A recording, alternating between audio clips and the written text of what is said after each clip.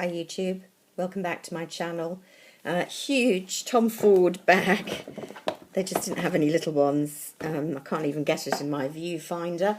Haven't bought that much, just a very few items. Let's take them out and show you.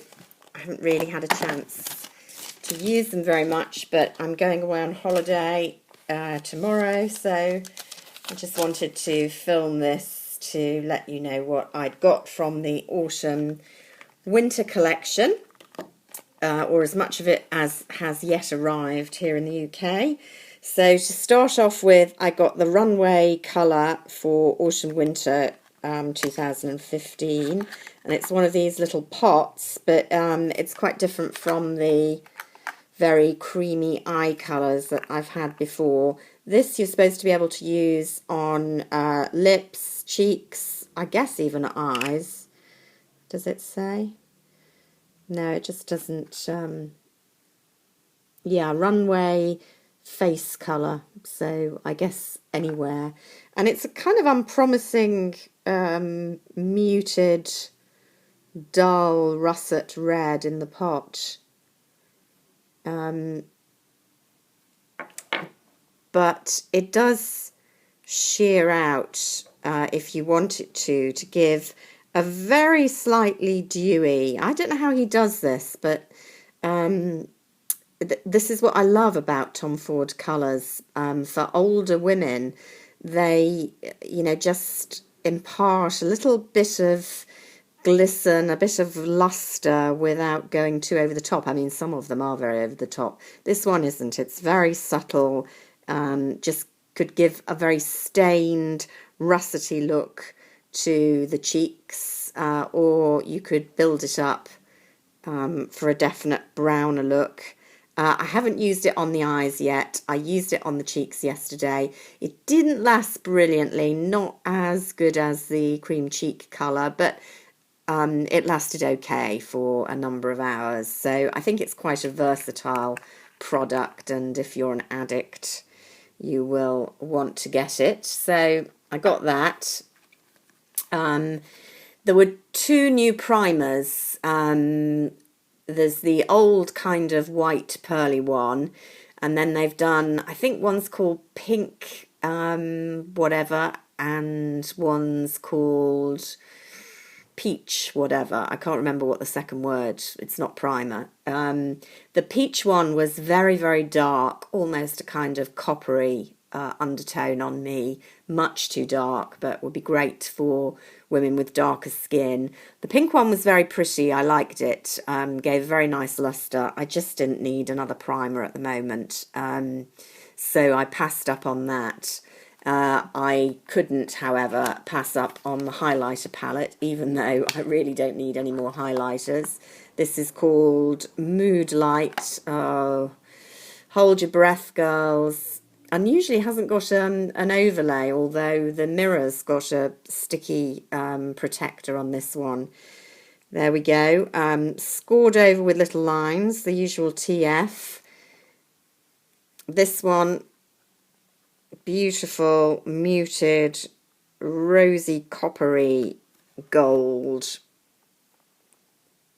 quite pigmented. And then slightly less brilliant consistency, but much more muted, light champagne, creamy champagne highlight. So this one I think is just really, really pretty. I mean, you can obviously sheer it out quite a lot and just gives that very peachy tone.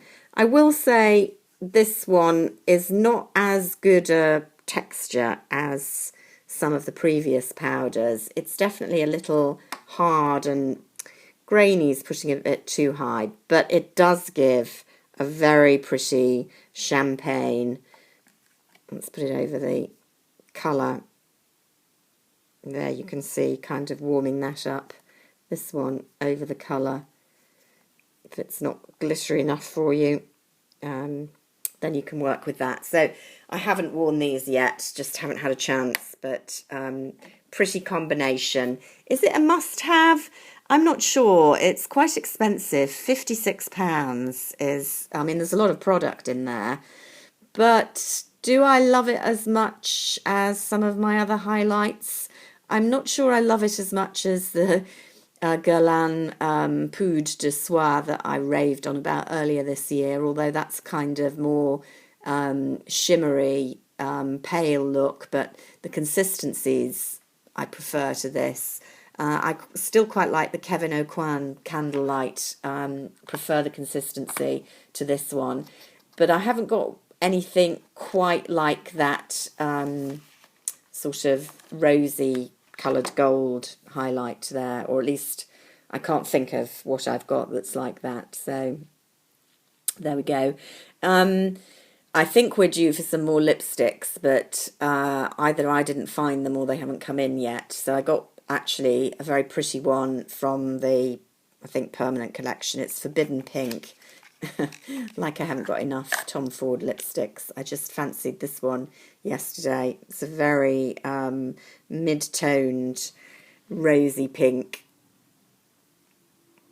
fairly matte, but with a bit of sheen to it. It's quite corally on me, as you can see there.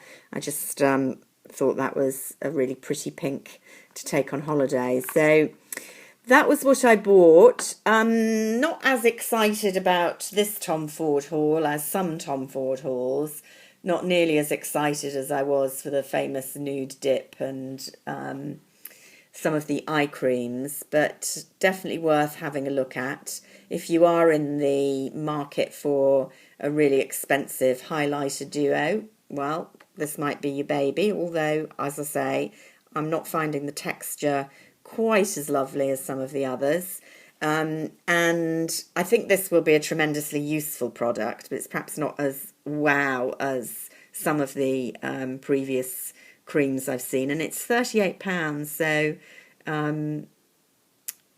no, I tell a lie, it's £29. The lipstick was £38. My goodness. It's an expensive range, isn't it? But I'm addicted. What can I say? So, haven't time to show you my Chanel autumn haul yet. I guess loads of you, certainly in America, will already have it. But we have that to look forward to when I get back from holiday in about a week's time. Until then, speak to you soon. Take care. Bye for now.